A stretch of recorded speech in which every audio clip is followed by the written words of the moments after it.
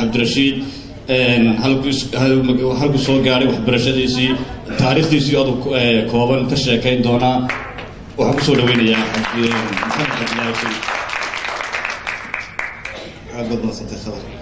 السلام عليكم ورحمة الله وبركاته مدنة يمروين دمان مرتدى شرفت له سيدة في عمان توتو نوجسو دويسي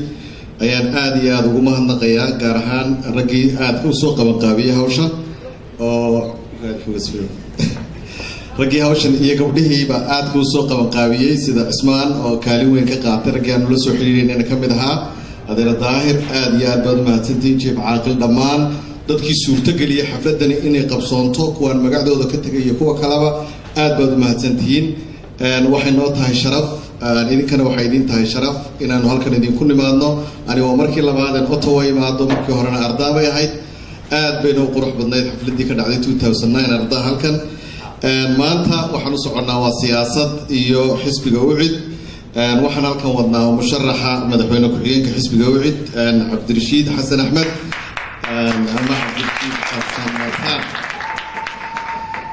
hadalka caawa waxa iskala isaga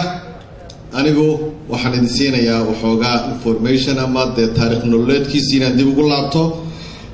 Cabdirashiid Xasan Axmed wuxuu dhashay bilowgii sanadkii 60maadkii ama 62kii wuxuu ku dhashay magaalada Lafaciise Cabdirashiid wuxuu leeyahay hal xaas laba maaha iyo 6 caruur marka waxaad ka garan kartaa ninka halka reer lihi in wax lagu aamini karo waa caadiyan qof Shiid iyo Jamaalba waa dadka aan isleenahay waxay bedeli doonaan sidii uu sheegay Dr. Tani generation kan cusub ama midabadan cusub ay nagu soo noqonaya hadii ay ka suurta gasho idinka iyo kuwa gudaha joogaba hadayna ka suurta galin ma dhacayso marka Cabdirashiid waxaan u kala qaadayaa taariikh nololeedkiisa 3 qaybood qaybta waxbarashada qaybta shaqada iyo qaybta waxqabadka Cabdirashiid wuxuu dugsiga hoose dugsi quraanka ka soo galay Wajaale dugsiga hoose dhexe sanadkii 69kii ilaa 77kii wuxuu ku soo dhameystay Wajaale dugsiga sare 77kii ilaa 80kiina wuxuu ku soo dhameystay dugsigii sare ee farsamada gacanta Burco halka kadib Cabdirashiid wuxuu aanbaxay magaalada Muqdisho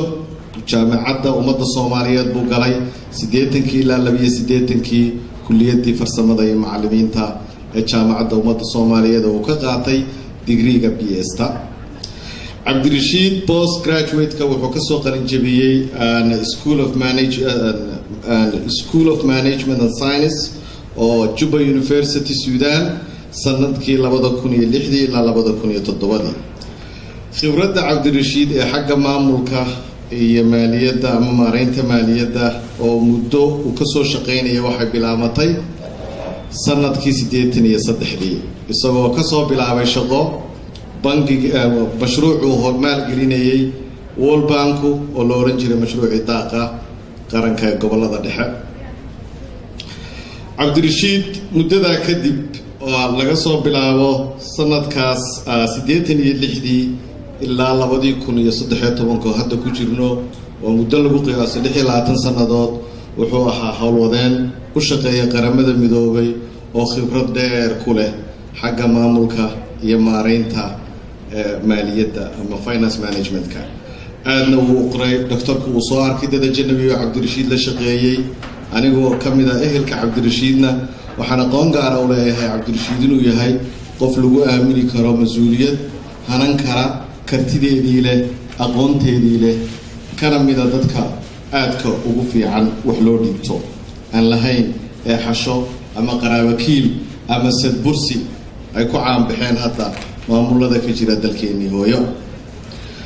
haddaan usoo laabto xagga waxqabadka muddadii uu cabdirashiid joogay oo qaybta u dambaysa ah taariikh nololeedkiisa waxqabadka muddadii uu cabdirashiid joogay Somaliland laga soo bilaabo 90kii waxay ahayd waqti aad u adag January waxaan xasuustaa iyadoo oo dagaalo sokeeya dalka ka dhaceen burburkii dawladda Maxamed Siyaad Barre ay soo saameysay cabdirashiid iyo ninkii loo jiray jaamac Pakistan waxay kamid ahaayeen niman markaa uu inta u shaqeynayay oo dhulka ka yaacay xamar ee ka kala yimiday Berbera oo suurta galiyay xataa communication-kii u horeeyay magaalooyinka gobolka Awdal yeeshaan xafiiskii u horeeyay UNOPS ee Boorama ka howlgalayna suurta galiyay inuu ka furmo halkaasi oo mashaariic aad u fara badan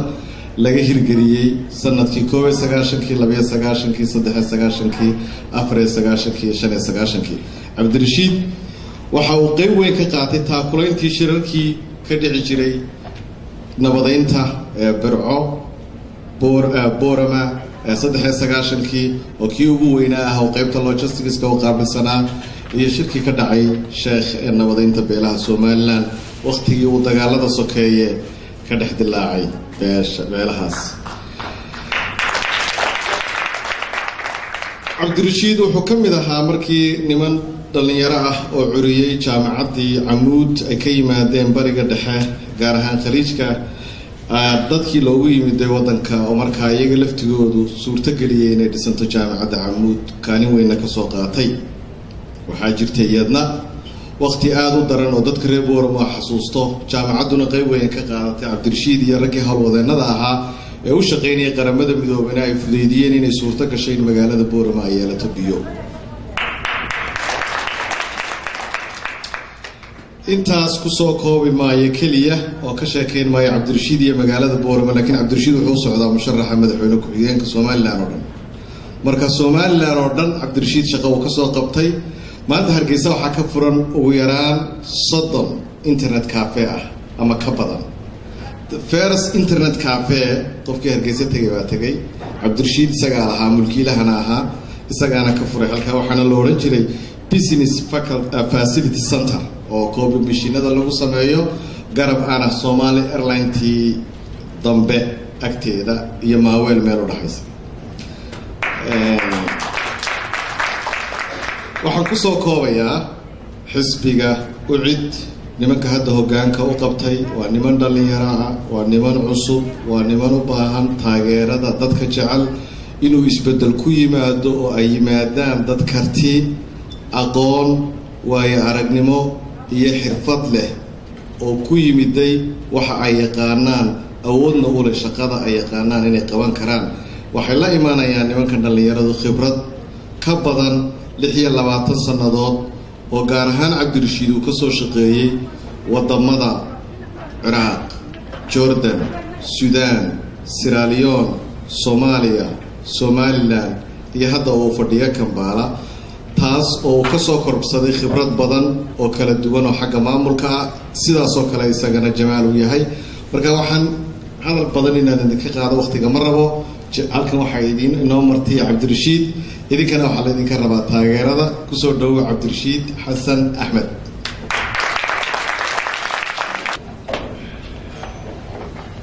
بسم الله الرحمن الرحيم الحمد لله والصلاة والسلام على رسول الله مدنيال مروجين اللينيرو ويل دمانتين تدوينين شرف صره وقتي ودقالي أو صهري حلقان بحانت بدن يبرف قدعيو إنه مدشن كورونا وحمد الله آدي أدب محسنتي وحكرم كم عندنا غيا إكرام كافرها بدل له تورنتو يا منابرس يا ملبورن كل مي لكن واحد يسكن كهنا يعني ودن جود أو عم بدلنا ولا كم مرمان إن بدن أو أن المدرب يشارك أنا نسكارنو waxaan urursanaynaa waa aaraah waa talooyin dadkuna markay isku soo dhawaadaan bay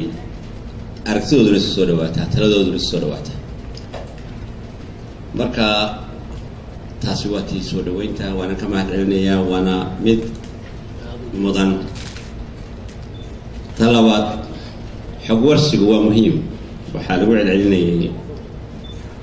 cabdirashiid baan balwar ka sugaynaa balta xisbigu hay dambaysee warka waxaan ugu horraysiinayaa bal marka hore inaynu in yar guud marno Somaliland iyo sooyaalkeedii Somaliland waa 36 jir marka laga soo bilaabo 19 dhowr bilood baa inooga dhiman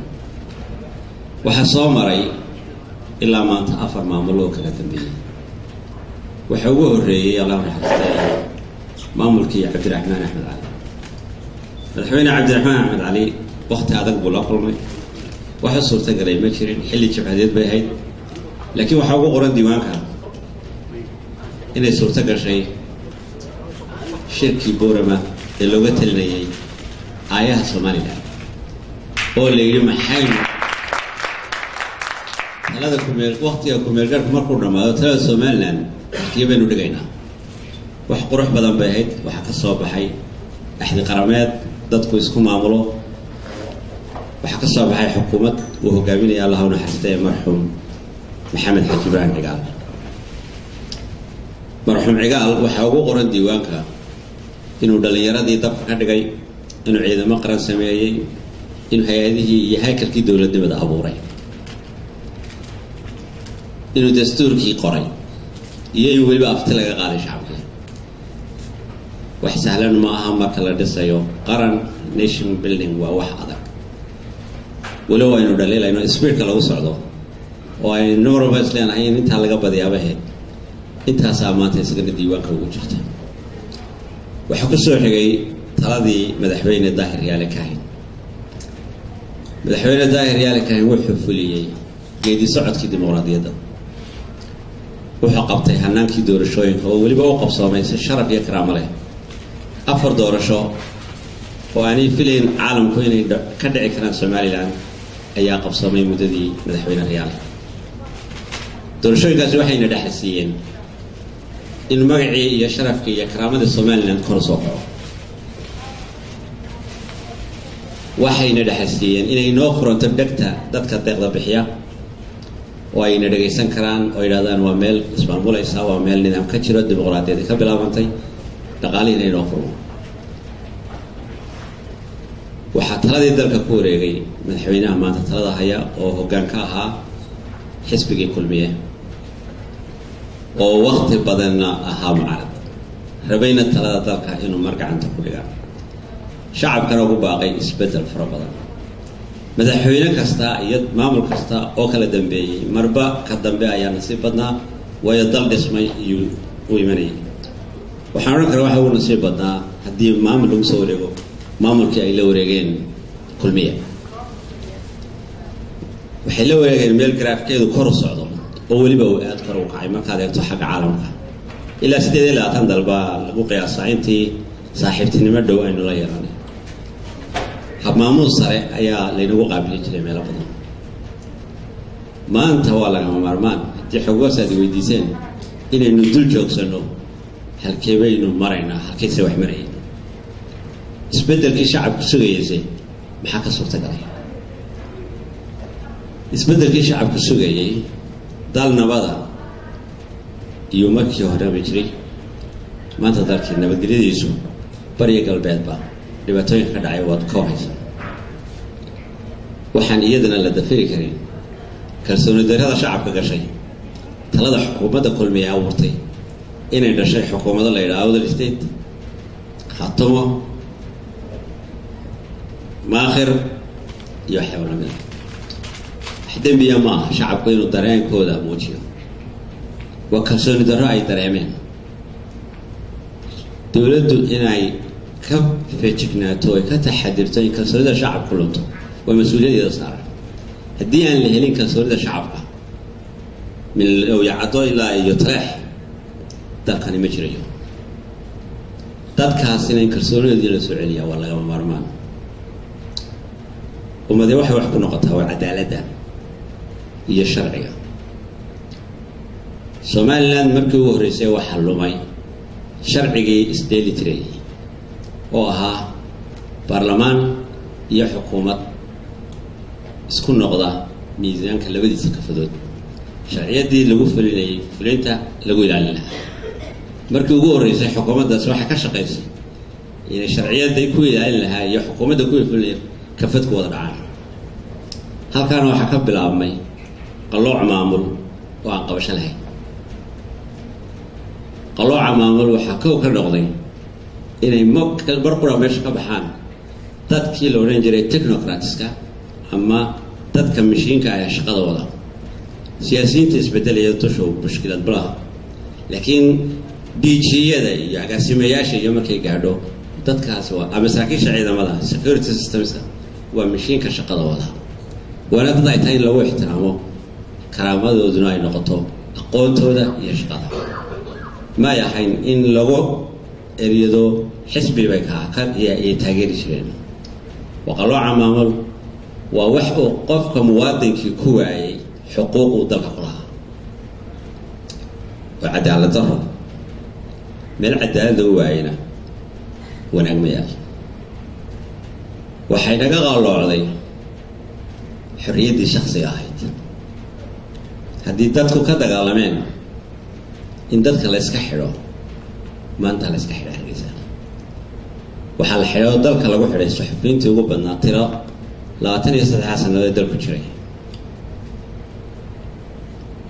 waxaa ku waayay shaqooyinkii ay hayeen muwaadiniin badan fikirka ay masiixiin dartood waxay saameysay ganacsadayaal waxaa la sheegay baan ninka wasiir oo la kaftamay in ka wasiirkaasi ka bashoy nin ganacsada oo yeerdabada ganacsada looga yeeray station police نبى كله بريء هراء كعاكي سياد بلس كحري جري كخصلة كابتن كفاية مطيبين اللغة وحذر كيسير إن سودوين لقو سودوين لها قداميها حسب عداد الدريا في مدارك اللي جاء عليه مشاركة بدحين كحيان كي يتيم كي سودوين لها وحذر كيسير اللي يريد دقائق مشاركين مع عددك المسؤولين تكن غنية أما كوا أو لوعد يحس بقرانة إلا إذا دم بتأي كرتان ملا قارقود وحرية كقاضي مل عدالة دقوعي أمن ما يبعد وحامان تعذوتهين إن أي نبدأ فرح كسيبة حيث وحكرك عي كفسكي قبرها أيان ترى تلقى صبر الله وحال اسكو بعصدا سوقا هرقيسا رصاص ولغو اريد مسؤولين بدن وما حلوانا اما مسؤولين حزبيا شيدات ددك لو جوجسanayo ama habeenimo lagu mirayo xafiiska ka shaqeynaya sidii qobaal oo kale cadaaladna aan la horkeenina lagu ilaaliyo maxaa ku yiraahdaa awood dawladeed waa waxyaabaha qaran ku dumo markaad soo eegto waxa kugu soo baxaya wixii qaran ku dimi jiray inay dalka Soomaaliland maanta dultaan sharci la'aan cadaalad darro masuq iyo maamul xumo baahdi kalsoonidii shacabka oo si kala durkaysa taasina waxay kalifaysaa in halista soo socota aan laga gaabsan ee dadka loo sheego dambigu ma aha inaan idin idhaa xaaladda dalku marayo iyo xaaladii lagaga tagay waa wax aad u kala fog laakiin waxa ilaahay mahadiya shacabka Soomaaliland bari la qalbeed waa shacab og ciiday mas'uuliyadda u dhiibtaan iyo wixii ka galmaba shacabku waxa loo qaataa inay shacab mahbuur laakiin shacabku ma aha shacab dagala waa shacab og oo jecel dawladnimo u dhisanto waa shacab garanaya inay ilaaliyaan nabadgelyada wax kasta oo ka maqan ay u dhaafaan inay nabadgelyada wax maqan laakiin maalinta ay taladu gacantooda soo gasho waa dad garanaya inaanay gelin qaladka ay hore u galeen annagu xisbi mucaaradaan nahay waa lagama maarmaan inaanu dadka u sheegno wixii qaldan iyo wax lagu sixi karo حزب العدالة يدريال وحن قوانين وديار قروبي إنه نقضي حزب سوء عليك الرجال الضلكة إنك ستحيلاتين شركة إما أنت بدأ خدعية ورجع حما وطريمي بجتا رجال سوء حسو عليا اللي بهايه لو يعدى إلا تلاح إن الدريمان ذلك إنه يحكوا ليهين قولوا وذا ليهي إن لددك على الصعية لغاما بارمان رجال سوى حنقوا حسب سوء علينا إنه يهي حسب عدالة يدريان وحيقول ديار قروبين إنه كانان مشارحين عصب وكدوان كوي هورا يكارر كي تسيدا طرفو كلي نوصفنا ونقنايي صدح يلا تكسر دوست وحيقول ديار قروبين إنه كانان فكر كدوان كي هورا aragti ka duwantii hore marka in yar baan dul maray aragtida qabno anagu xisbiyaha waxaanu qabnaa marka ugu horeysa horta inuu sharcigu shaqeeyo umada sharcigu ay ku noqotaa waxaanu ka dhowrsan inaanu sharciga ku tumano dalku dastuur buu leeyahay intii akhriday dastuurka sharciyo badan oo dhammaystiran baa ku qoran meelaha technicalka ah ee loo dhaafay in lagu cadeyn doono xeer sharci kuwii laga sugayay waa baarlamaanka 10 sano fadhiyo meesha wali xeerkii iyaga lagu dooran lahaa may qorin waxaanu isku dayay inaanu dadka ku wacyi gelino inay baarlamaanka dadka keensanayaan noqdaan dad matali kara xeerkoodana gudan kara waxaanu keeni fikir ah inaanu dhowro hanaanka mas'uuliyadaha iyo xilalka la kala hayo in loo daayo sida ay yihiin isku dayimayno inaanu xildhibaan foodkiisa ka iibino ama aanu ka dhigno masiirka shacabku inuu noqdo wax suuqa lagu khalas rifto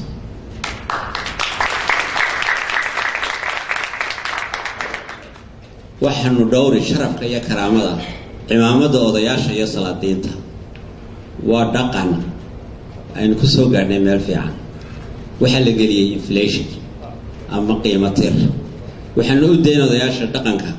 taladooda dhaqanka ilaa aanu dhaafin ee ay haystaan hawshooda mas'uuliyadaha dalka ee kala duwan iyo xilalka kala leeyahay mid walba sidiisa in loo fushado ayaanu ku dadaalay waxaanu ku dadaalay dadka hadday annaguna la siiyo cod inaanu dadkaanu igmanayna noqdaan dad karti leh hawshana qabsan kara lalana xisaabtami karo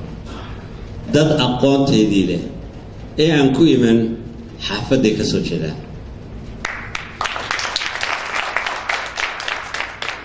haddii aan si kooban u sheego waxa qabyaalada la yiraahdo waa wax in yar ku macaashto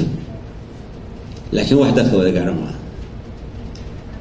waxa geesimka ka jira group la yiraahdo dilaalinta siyaasadda waa inta ka shaqeysa qabyaalada ee mooday inay macno badan leedahay laakiin waxa muhiim ah qofku inuu helo ilmaha jooga hadduu yahay loo yacado iyo ka taleex ku nool iyo ka ceeri gaabo ama lug haya ama beligubadle xuquuq isku mid ah dalka inay ku yeeshaan iyo daryeelka ay u baahan yihiin taa haddii la helo qofku qabyaalada wuxuu uga baahnaanayaa way yaraanaysaa qabyaaladu dembi maaha waa lagu dhashaa waa identification qur-aankay ku qoran tahay laakiin inay nala soo dhaafto oo lagu seego xabaasha aanu ku socdo waa ayadar waxaanu tagi anagu haddaanu talada qabanno annaga oo aaminsan inaanu muddo gaaban joogi doono laakiin ka fikirayna inaanu ka tagno talo iyo raad dhaxal reeba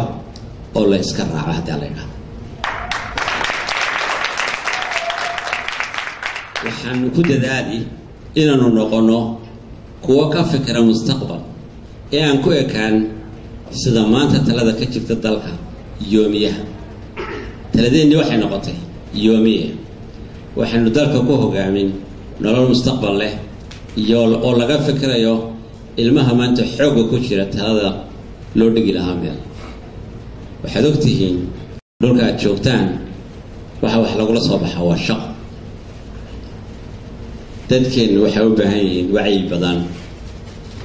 tababar badan miidiya fara badan oo wax loogu sheego sida wax loo qabsado iyo sida wax loo soo baxo waxayna u baahan yihiin in loo abuuro sharciyaddii ay ku abuuri lahaayeenna meel la dhigo shaqooyin fara badan waayo dalka wax badan baa u qabyaa dalku wuxuu u baahan yahay inaanu meel isla dhigay oo ah guud ahaan marka la isku soo koobo wax la yidhaha good governance ama maamul wanaag waxaaga oo aad hagaajisataa waxaad kaga maarmaysaa baahi badan oo dabadda ka sugayso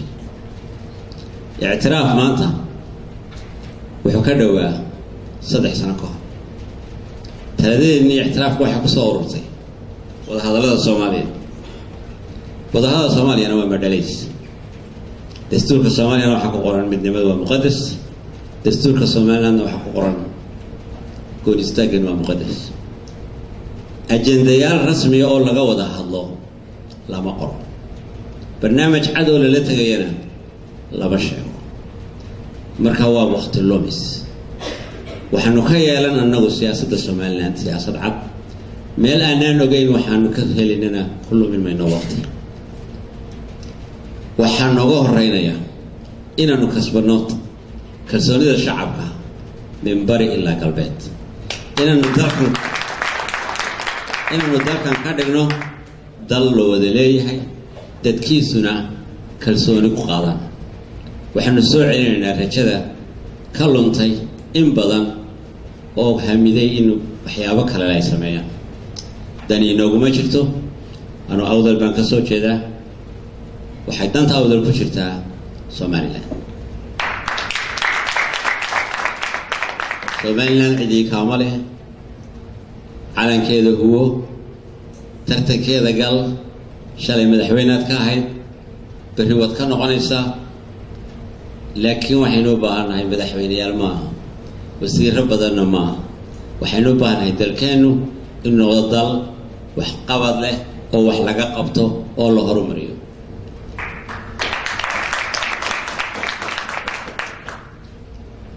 ilmaha jooga sayda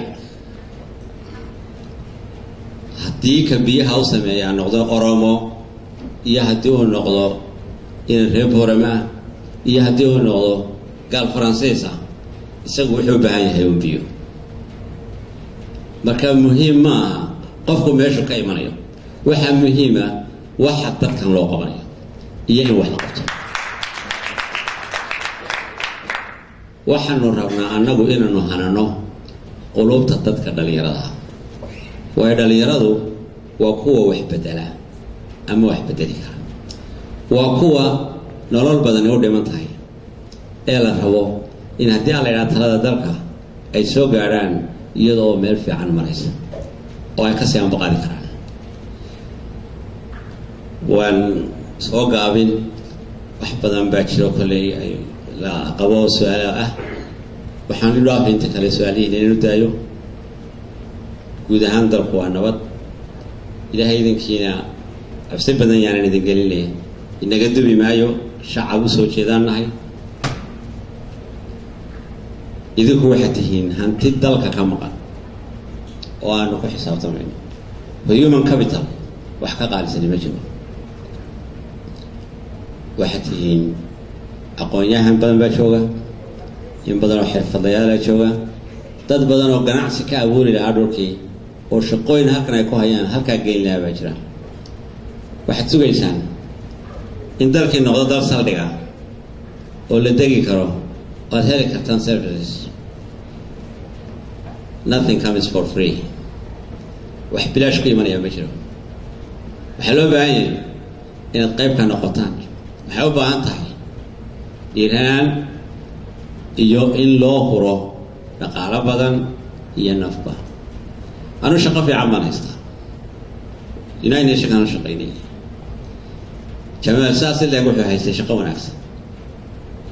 isagu already uu sii baxay anigu dariiqa ku jira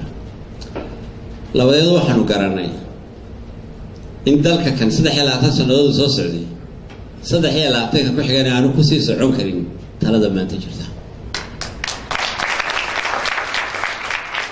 sacrifice ka loo baahan yahayna inaanu anagu ka noqono si loo helo dad ku dayan kara waayo haddaanad noqon kuwa wax bedelaya oo ay shaqo u noqoto goorma wax isbedelayaan waxba isbedeli maayaan waxaa loo baahan yahay in dalka aqoon-yahanku ku dib ugu noqdo in ninka noqonaya howlwadeen dalka u shaqaynaya uu noqdo nin khibrad iyo aqooneed leh iyo aragtidii horumarineed inuu ninka xildhibaanka ee kursiga fadhiisanaya noqdo nin aanu haysan shaqadiisa inay tahay farta la taagayo mar la dijinayo ee uu noqdo nin garanaya mas'uuliyadda fartan leedahay iyo constituency-ga uu matalo iyo sida loo xisaabtamo waxaan leeyahay in badan oo idinka mid ah way jecel yihiin dalkii ay degaan laakiin waxay sugayaan taa yaan la wada sugin intii karaysa waxaan leeyahay dalka ha lagu soo noqdo talada dalka iyo isbedelkeeda qayb laga qaato haddii kale dalkani 3 ka soo socda halkaas taagani wassalaamu calaykum